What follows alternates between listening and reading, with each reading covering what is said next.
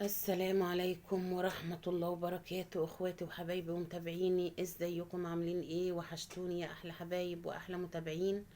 النهاردة انا جاية لكم فيديو جديد حصري من على قناتي، قناة حكايات يومية مع سعاد.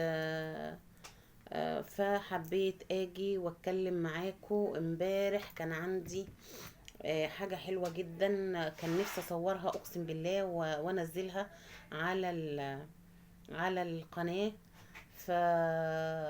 فدلوقتي قلت اطلع ودردش معاكم ونشرب مع بعض كوباية الشاي دي، ونشوف واحكي لكم على اللي حصل معايا امبارح. طبعا امبارح كانت جمعة، جمعة مباركة عليكم وعلى المسلمين جميعا. كان عندنا فرح ابن زميلتي في الشغل. فكانت عزماني انا وولادي وابو عمرو وكده. بس انا رحت لوحدي. لا، مش رحت لوحدي، رحت انا والبنات. هو مرضيش يجي معانا. بس كان مشوار يا جماعة مش قادرة اوصف لكم على المشي اللي احنا مشيناه والوضع والقاعة بعيدة جدا جدا. طبعا القاعة اسمها قاعة جراند. عندي توكيل تويوتا، مسجد ورا مسجد الرحمن الرحيم، أول صلاح سالم. فطبعا هي صاحبتي الأستاذة صفاء هونت عليا المشوار، وهي عارفة ان انا ما بقدرش امشي وعارفة ان انا تعبانة ورجليا فيها مشاكل. هونت عليا المشوار وقالت لي والله يا سعاد انتي مش هتمشي خالص، ده انت هتطلعي من المترو، تنزلي من المترو، هتركبي هتمشي شوية صغيرين خالص.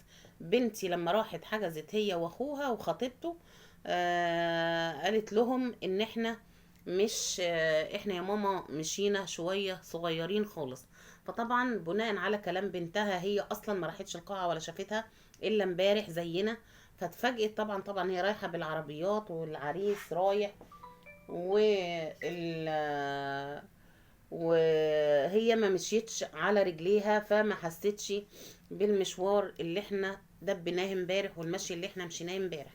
الجو برضو كان ساقعة جدا، لدرجة انا برضو من كتر المشي اتحررت وعرقت خالص، وانا اصلا بشرتي دهنية وبعرق من اقل حاجة. ففرهدت منهم خالص وقلت لهم والله ما همشي خطوة تاني. كل شوية يقولوا لي ده خلاص قربت، خلاص قربت. لا، مشوار جامد جدا، وحتة مقطوعة وحتة بعيدة وحتة فاضية. ما ينفعش خالص خالص تطرح من غير عربية او من غير مواصلة، ان كان اوبر او لا مترو، لا مواصلات، لا برضو والله. يعني انا انصح اي حد ياخد في القاعة دي او يعمل فرح في القاعة دي، لابد من اوبر وكريم او اندرايف او دي اي مواصلة توصلكم يا جماعة للمكان. لان المكان صعب جدا، يعني ما فيهوش ناس خالص، يعني ما ينفعش حد يمشي لوحده. امبارح انا اتقابلت انا ومروه زميلتي، انا وولادي وهي وولادها، وهي معاها بنتين وانا معايا بنتين، بس انا ولادي كبار شويه، هي ولادها صغيرين، ومشينا مع بعض. وفي زميلة لينا برضو لقيناها طالعة من سلم المترو مشيت معانا، وكانت لابسة فستان سواريه، وما ينفعش اصلا تمشي بالفستان السواريه ده في الشارع وفي المنطقة دي، ما ينفعش خالص خالص يعني. فاتجمعنا كلنا وطلعنا ومشينا، بس كان مشوار علقة. الفرح كان جميل فعلا والعروسة كانت حلوة، واحلى حاجة ان احنا الاصدقاء كلنا كنا متجمعين، اللي ما بنشوفش بعض من زمان، شفنا بعض امبارح. ودي كانت احلى مفاجأة. شفت زمايلي كلهم اللي انا ما بشوفهمش بقالي كتير، او هم او ايامهم غير ايامي، او هم مثلا بياخدوا جمعة وسبت، انا باخد خميس وجمعة وهكذا. وفي ناس من زمايلنا اللي قدمت استقالتها من سنين وجت حضرت معانا، كنا على تواصل معاها والكلام ده. كانت ليلة حلوة وكان فرح جميل. انا بحكي لكم الموقف ده. جم واحنا مروحين بقى، هتروحوا ازاي، هنركب ايه، هنعمل ايه. واحدة من زمايلي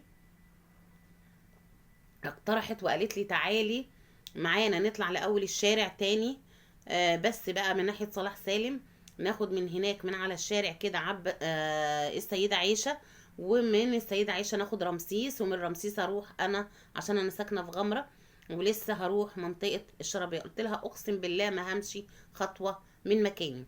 رحت بنتي قلت لها اطلب لنا يا بنتي اوبر، و خدت مروة زميلتي معايا وعيالها، لان طبعا مش هينفع اسيبها في المكان ده لوحدها، واستحالة اخليها ترجع المترو الشوية اللي احنا مشيناهم دول. خدتها نزلتها اقرب مترو، واقرب مترو عندي كان هو غمرة، اللي هو عندي بيتي وكده. آه ف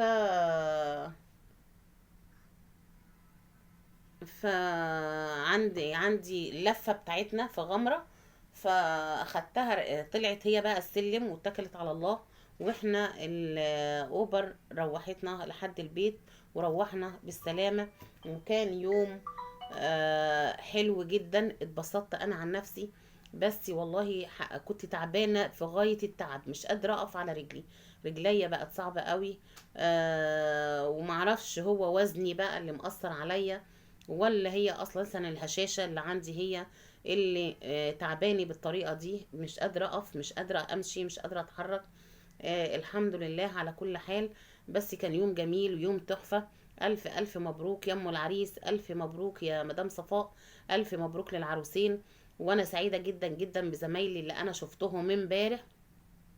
حبيت اطلع احكي النهارده اللي حصل معايا امبارح، لان كان يوم حلو جدا. كان شويه حاجات حصل وضحكنا وهزرنا وحتى ولادنا اتعرفوا على بعض، العيال ما شافوش بعض بقالهم كتير.